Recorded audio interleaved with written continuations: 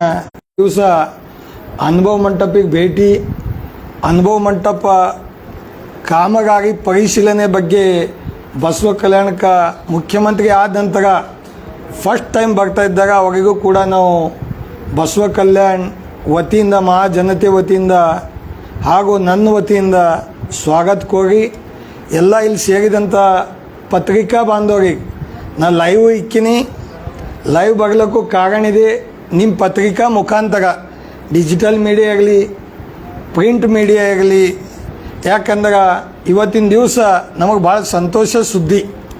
ಬಸವ ಕಲ್ಯಾಣ ಪ್ರಥಮ ಮುಖ್ಯಮಂತ್ರಿ ಆದ ಮ್ಯಾಗ ಕಲ್ಯಾಣ ಕರ್ನಾಟಕ ಭಾಗದಾಗ ಫಸ್ಟ್ ಟೈಮ್ ಅವರು ಬಸವ ಕಲ್ಯಾಣ ಅನುಭವ ಮಂಟಪ 12th ಸೆಂಚುರಿ ಸ್ಪಿರಿಚುವಲ್ ಅನುಭವ ಮಂಟಪಿಗೆ ಏನು ಭೇಟಿ ಮಾಡ್ತಾ ಇದ್ದಾಗ ಅದರಲ್ಲಿ ಭಾಳಷ್ಟು ನಾವೆಲ್ಲ ನಿರೀಕ್ಷೆ ಇಟ್ಕೊಂಡಿದ್ದೆವು.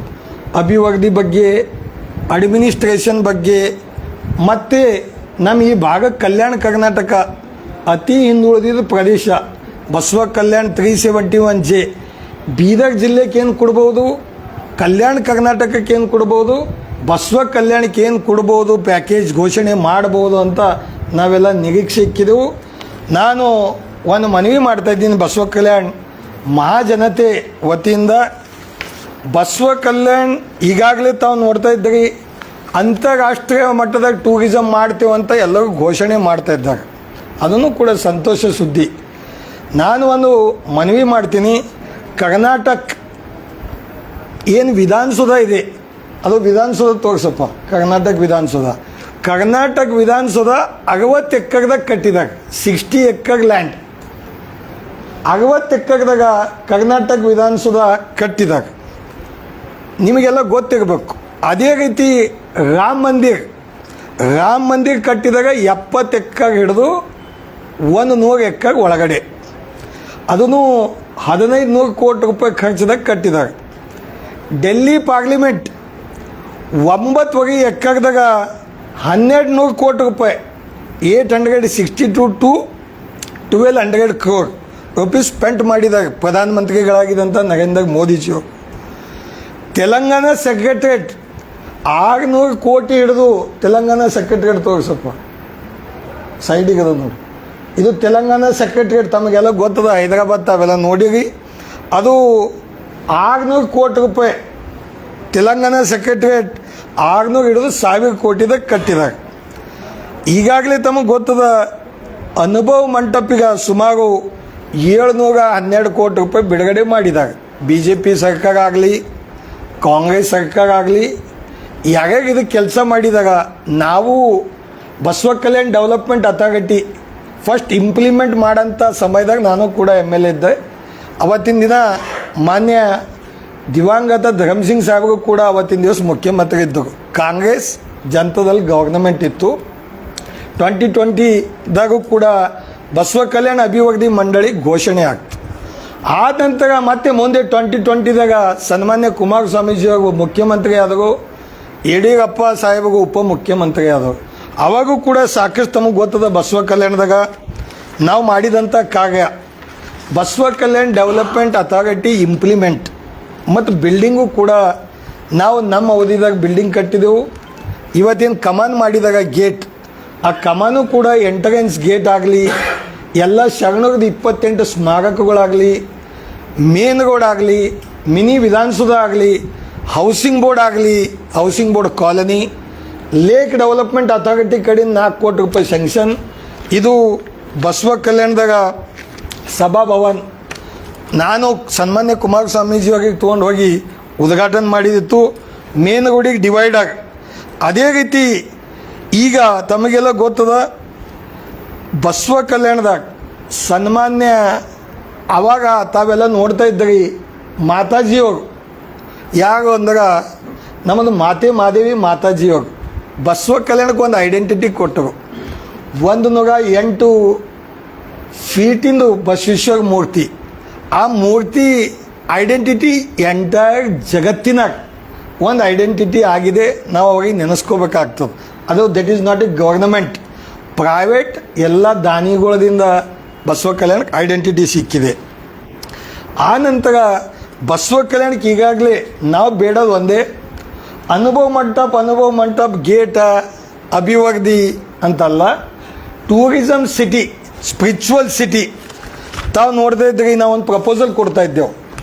ಬಸವ ಕಲ್ಯಾಣ್ ಅನುಭವ ಮಂಟಪ ಹೆರಿಟೇಜ್ ಆ್ಯಂಡ್ ಸ್ಪಿರಿಚುವಲ್ ಕಾರಿಡಾರ್ ಸಂಪೂರ್ಣ ಸರ್ವಾಂಗೀಣ ಅಭಿವೃದ್ಧಿ ಆಗಬೇಕು. ಬಸವ ಕಲ್ಯಾಣ್ 3,000 ಕೋಟಿ ರೂಪಾಯಿದು ನಾವು ರಿಕ್ವೆಸ್ಟ್ ಮಾಡ್ತಾ ಇದ್ದೇವೆ. ಪ್ರಪೋಸಲ್ ಬಸವ ಕಲ್ಯಾಣಿಗೆ ಸ್ಯಾಂಕ್ಷನ್ ಮಾಡಿರಿ ಅಂತ ಮಾನ್ಯ ಮುಖ್ಯಮಂತ್ರಿಯವರಿಗೆ. ಅದೇ ರೀತಿ ಜಿಲ್ಲಾ ಉಸ್ತುವಾರಿ ಸಚಿವರಾಗಿದ್ದಂಥ, ರಾಷ್ಟ್ರೀಯ ಅಧ್ಯಕ್ಷರಾಗಿದ್ದಂಥ ವೀರಶೈವರು ಈಶ್ವರ್ ಖಂಡ್ರೆ ಸಾಹೇಬರಿಗೂ ಕೂಡ ನಾನು ಅನುಭವ ಮಂಟಪ ಆ್ಯಂಡ್ ಬಸವ ಕಲ್ಯಾಣ ಅನುಭವ ಮಂಟಪ ಹೆರಿಟೇಜ್ ಆ್ಯಂಡ್ ಸ್ಪಿರಿಚುವಲ್ ಕಾರಿಡಾರ್ ಮಾಡೋ ಸಲಕ್ಕೆ 3,000 ಕೋಟಿ ವಿನಂತಿ ಮಾಡ್ತಾ ಇದ್ದೇವೆ. ಇವತ್ತು ಈ ದೇಶದ ಪ್ರಧಾನಮಂತ್ರಿಗಳಾಗಿದ್ದಂಥ ಸನ್ಮಾನ್ಯ ನರೇಂದ್ರ ಮೋದಿಜಿಯವರಿಗೂ ಕೂಡ ನಾವು ಪತ್ರ ಮುಖಾಂತರ, ಎಲ್ಲ ಟೆಕ್ನಾಲಜಿ ಡಿಜಿಟಲ್ ಮುಖಾಂತರ ನಾವು ಅವರಿಗೂ ಕೂಡ ಮನವಿ ಮಾಡ್ತಾ ಇದ್ದೆವು. ಸನ್ಮಾನ್ಯ ರಾಹುಲ್ ಗಾಂಧೀಜಿಯವರಿಗೆ, ಅವರು ಕೂಡ ಅಪೋಸಿಷನ್ ಲೀಡರ್ ಇದ್ದಾಗ ಅವರು ಅನುಭವ ಮಂಟಪಿಗೆ ಭೇಟಿ ಮಾಡಿದಾಗ, ಅನುಭವ ಮಂಟಪಿಗೆ ಅವರು ಕೂಡ ಬಂದು ವಿಸಿಟ್ ಮಾಡಿ ನೋಡಿದಾಗ ಅವಾಗ. ಅದೇ ರೀತಿ ಅಮಿತ್ ಶಾಜಿಯವರು ಬಸವ ಕಲ್ಯಾಣಕ್ಕೆ ಬಂದಾಗ ಅವರು ಕೂಡ ಬಸವ ಕಲ್ಯಾಣ ಅನುಭವ ಮಂಟಪ ವೀಕ್ಷಣೆ ಮಾಡಿದಾಗ ಅವರಿಗೂ ಕೂಡ ಇದು ಮನವಿ ಸಲ್ಲಿಸ್ತೇವೆ. ಅವರಿಗೂ ಕೂಡ ಅವಾಗ ವಿಸಿಟ್ ಮಾಡಿದ್ದಿದೆ. ನಾವು ಇದ್ರೊಳಗೆ ಬಯಸೋದು ಒಂದು, ಓನ್ಲಿ ಬಸವ ಕಲ್ಯಾಣ ಅನುಭವ ಮಂಟಪ ಸೀಮಿತ ಆಗಲ್ಲ. ಇವತ್ತು 25,000 ಜನ ಬಸವ ಕಲ್ಯಾಣಕ್ಕೆ ಟೂರಿಸ್ಟ್ ಬಸವ ಕಲ್ಯಾಣಕ್ಕೆ ಬಂದಾಗ ಅವಾಗ ಇರಬೇಕೆಲ್ಲಿ, ಅದಕ್ಕೆ ಟೂರಿಸಮ್ ಹಬ್ ಆಗಬೇಕು. ಬಸವ ಕಲ್ಯಾಣದಾಗ ಏನು ಅನುಭವ ಮಂಟಪ ಕಮಿಟಿ, ಒಂದು ಗವರ್ನಮೆಂಟ್ದು ಏನು ಕಮಿಟಿ ಮಾಡ್ತಾರೆ, ಅದರೊಳಗೂ ಕೂಡ ಪ್ರೈವೇಟ್ ಕಮಿಟಿ, ಒಂದು ಅನುಭವ ಮಂಟಪ ಕಮಿಟಿ, ಎಲ್ಲ ಸಮಾಜದ ಶರಣರದು ಏನು ಸ್ವಾಮೀಜಿಯೋಗಿದ್ದಾಗ ಎಲ್ಲ ಸ್ವಾಮೀಜಿಯವರಿಗೆ, ಎಲ್ಲ ಪೀಠಾಧಿಪತಿಗಳಿಗೆ ಅದರೊಳಗಡೆ ಅನುಭವ ಮಂಟಪದಾಗ ತಗೋಬೇಕು. ಸರ್ಕಾರ ಕಡೆಯಿಂದ ವರ್ಷಿಗೆ ಒಂದು ದಿವಸ ಹೆಂಗೆ ಮೈಸೂರು ಉತ್ಸವ ಆಗುತ್ತೆ, ಹಂಗೆ ಅನುಭವ ಮಂಟಪ ಉತ್ಸವ ಆಗಲೇಬೇಕು.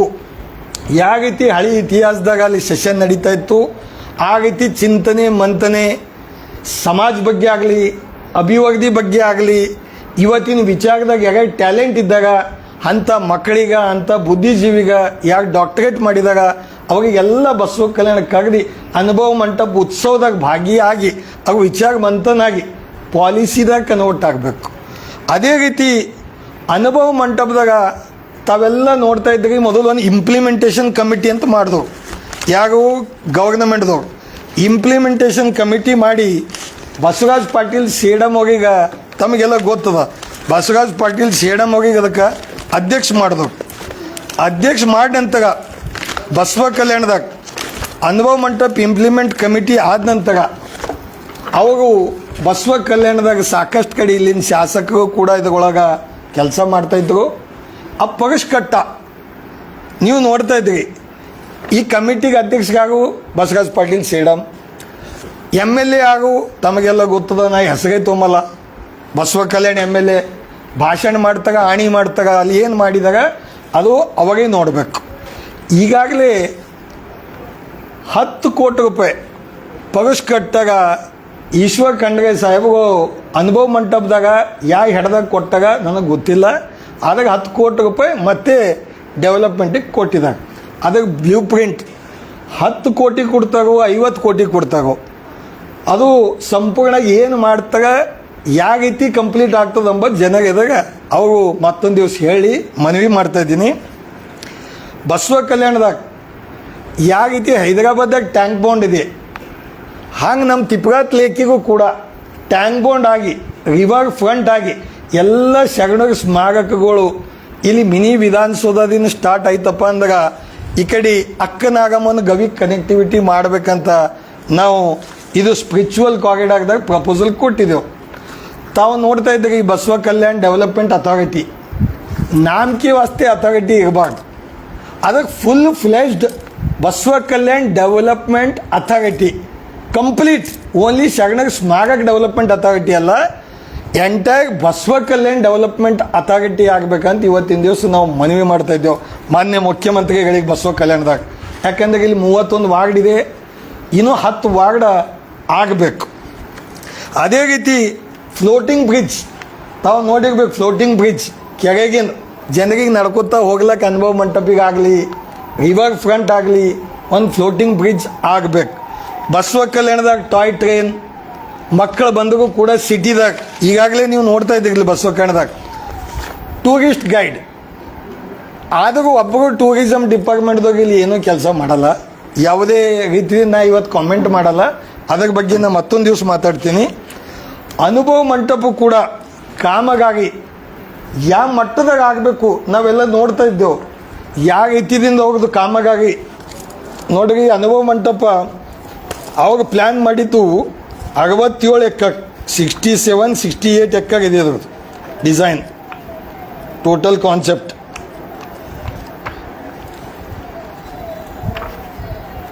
ಇದು ನೋಡ್ರಿ ಅನುಭವ ಮಂಟಪ ಏರಿಯಾ. ಅನುಭವ ಮಂಟಪ ಹಾಂ, ಟೋಟಲ್ ಅನುಭವ ಮಂಟಪ 25 ಎಕರ್ ಪ್ರಪೋಸಲ್ ಇದೆ, 25 ಎಕರ್ಸ್. ಆದರೂ ಕೂಡ ಅದು ಅನುಭವ ಮಂಟಪ ಇನ್ನೂ ಕಾಣಿಸ್ತಾ ಇಲ್ಲ, ಮುಂದೆ ಕಾಣಿಸ್ತಿರ್ಬೇಕು. ಕ್ವಾಲಿಟಿ ಆಫ್ ವರ್ಕ್ ಬಗ್ಗೆ ಮಾನ್ಯ ಮುಖ್ಯಮಂತ್ರಿಗಳಿಗೆ ನಾ ಆಮ್ಯಾಗೂ ಕೂಡ ಇವತ್ತು ಬರ್ತಾ ಇದ್ದಾಗ ಡೆವಲಪ್ಮೆಂಟ್ ಬಗ್ಗೆ ನಾನು ಮಾತಾಡ್ತಾ ಇದ್ದೀನಿ.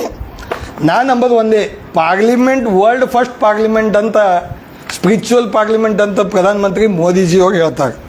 ಅದಕ್ಕೆ ಇಷ್ಟೆಲ್ಲ ಗಮನ ಹರಿಸಿ ಈಗ ತಾವು ಒಂದು ಎಕ್ಸಾಂಪಲಿಗೆ ನಾನು ಹೇಳ್ತಾ ಇದ್ದೀನಿ ನಿಮಗೆ.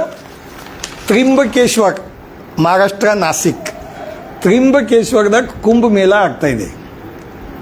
ಸಿಟಿ ನಾಸಿಕ್ದಿಂದ 25 ಕಿಲೋಮೀಟರ್ ಮ್ಯಾಗ ಏನಿದೆ ತ್ರಿಂಬಕೇಶ್ವರ್.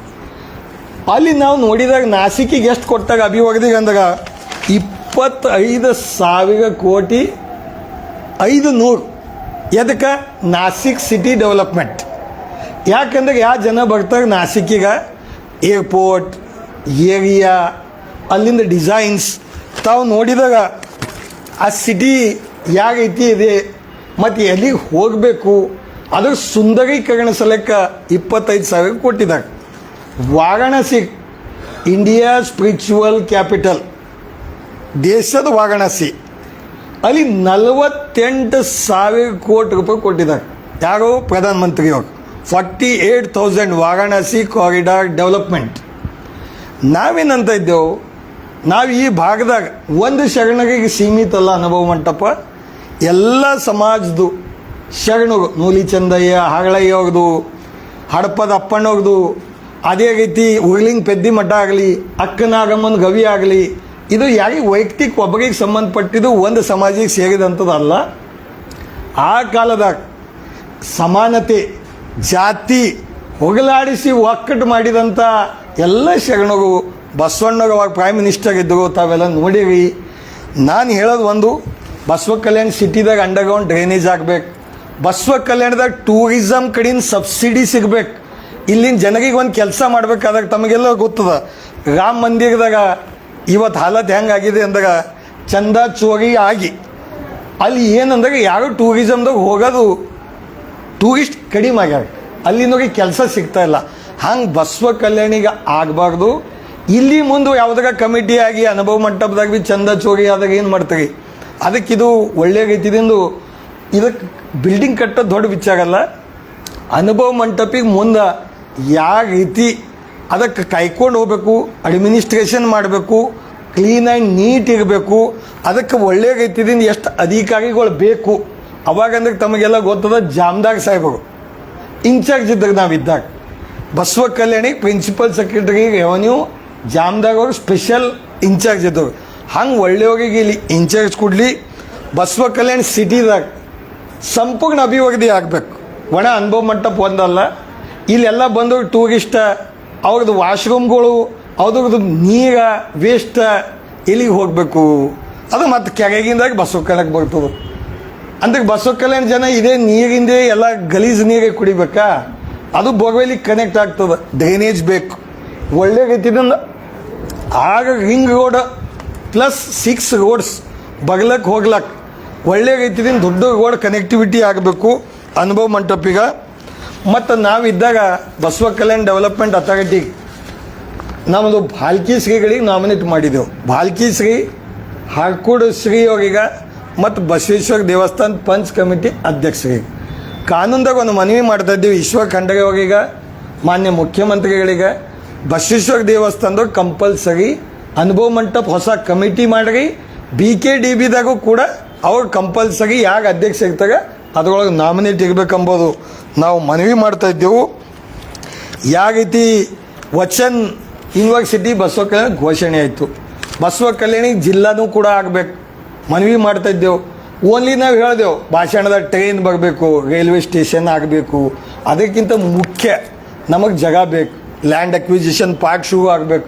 ಲ್ಯಾಂಡ್ ಬಂದ ಮ್ಯಾಗ ಮುಂದೆ ಅದಕ್ಕೆ ಲ್ಯಾಂಡ್ ಅಕ್ವಿಸಿಷನ್ ಮುಗಿದ ಮ್ಯಾಗ ರೈಲ್ವೆ ಸ್ಟೇಷನ್ ತಯಾರಾಗ್ತದೆ. ರೈಲ್ವೆ ಸ್ಟೇಷನ್ ಆಗಿದ್ದು ಬಾದ ಟ್ರೈನ್ ಬರ್ತದೆ. ಇಲ್ಲಿ ನಾವು ಅಂಬಲ ಶಾಸಕರು ಟ್ರೈನೇ ತಗ್ತಂತಾಗ ಪ್ಲೇನೇ ತಗ್ತಂತಾಗ ಅದು ಅವ್ರಿಗೆ ಕೇಳ್ರಿ. ಯಾಕಂದ್ರೆ ಸ್ಪಿರಿಚುವಲ್ ಅನುಭವ ಮಂಟಪ ಆಗಬೇಕು. ಬಸವಣ್ಣವ್ರದ್ದು ಏನು ಇತಿಹಾಸದ ಪರಂಪರೆ ಬಸವ ಕಲ್ಯಾಣದಾಗ ಆಗಬೇಕು. ಮತ್ತು ಸ್ಕಿಲ್ ಡೆವಲಪ್ಮೆಂಟ್ ಹಬ್ ಕಲ್ಯಾಣ ಕರ್ನಾಟಕದ ರೀಸನ್ದಾಗ ಸ್ಕಿಲ್ ಹಬ್ ಬಸವ ಕಲ್ಯಾಣಿಗೆ ಆಗಬೇಕು. ಎಲ್ಲ ತಗ ಬಿಸ್ನೆಸ್ ಟ್ರೈನಿಂಗ್ ಆಗಲಿ, ಸ್ಕಿಲ್ ಡೆವಲಪ್ಮೆಂಟ್ ಆಗಲಿ.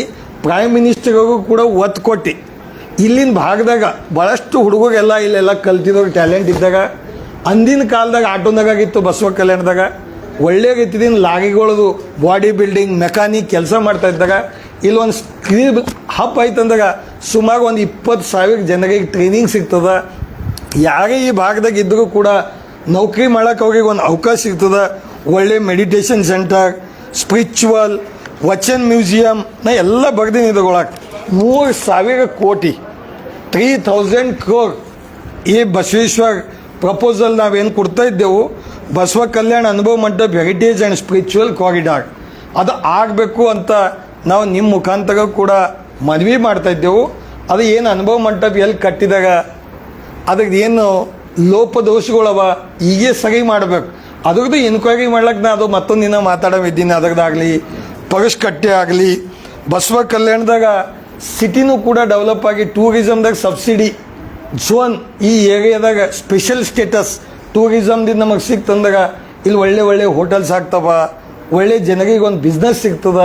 ಅದಕ್ಕೆ ಎಂಟೈರ್ ಪ್ರಪೋಸಲ್ ಒಂದು ಒಳಗೆ ನಾವು ಬಿಚ್ಚಿ ಹೇಳೋದೇ ಇದ್ರ ಕಾಪಿನೂ ಕೂಡ ತಮ್ಮ ಮುಖಾಂತರ ನಾವು ಇವತ್ತಿನ ದಿವಸ ಸನ್ಮಾನ್ಯ ಮುಖ್ಯಮಂತ್ರಿಗಳಿಗೆ ನಾವು ಮನವಿ ಮಾಡಿ ಇದು ಬಸವ ಕಲ್ಯಾಣ ಘೋಷಣೆ ಮಾಡಿರಿ. ಈಗಾಗಲ್ಲ ಬಜೆಟ್ದಾಗ ಮಾಡಿರಿ, ಒಂದು ವಿಷನ್ ಪ್ಲ್ಯಾನ್ ಮಾಡಿರಿ. ಬಸವ ಕಲ್ಯಾಣದ ಕಂಪ್ಲೀಟ್ ಎಷ್ಟು ದಿನದಾಗ ಇದು ಡೆವಲಪ್ ಆಗ್ತದ ಅದಕ್ಕೋಸ್ಕರ ನಾವು ಮನವಿ ಮಾಡಿ ನಾಮಕೆ ವಾಸ್ತೆ ಬಸವ ಕಲ್ಯಾಣ ಆಗಬಾರ್ದು. ಖಿಲಾದಾಗ ತಾವೆಲ್ಲ ನೋಡಿ ಲೈಟಿಂಗ್ ಶೋ ಸ್ಟಾರ್ಟ್ ಮಾಡ್ಬೇಕು. ಲೈಟಿಂಗ್ ಶೋನೂ ಇಲ್ಲ, DCOಗೂ ಇಲ್ಲ, ನಮ್ಮ ಮಿನಿಸ್ಟರ್ ಸಾಹೇಬ್ರಿಗೂ ಇಲ್ಲ, MLAಗೂ ಇಲ್ಲ. ನಾವು ದಿಂದ ಇವತ್ತು ಆಡಲ್ಲ. ಇವತ್ತು ನಾವು ಏನೇ ಇದ್ರೂ ಕೂಡ ಇವತ್ತು ಕಮೆಂಟ್ ಮಾಡ್ತಾ ಇಲ್ಲ. ನಮ್ಮ ಬಸವ ಕಲ್ಯಾಣಕ್ಕೆ ಅಭಿವೃದ್ಧಿ ಬಗ್ಗೆ, ಅನುಭವ ಮಂಟಪ ಬಗ್ಗೆ, ಟೋಟಲ್ ಪ್ಯಾಕೇಜ್ ಬಗ್ಗೆ ನಾವು ನಿರೀಕ್ಷೆ ಮಾಡಿದೆವು, ಘೋಷಣೆ ಮಾಡ್ತಾಗಂಬ ನನಗೆ ವಿಶ್ವಾಸ.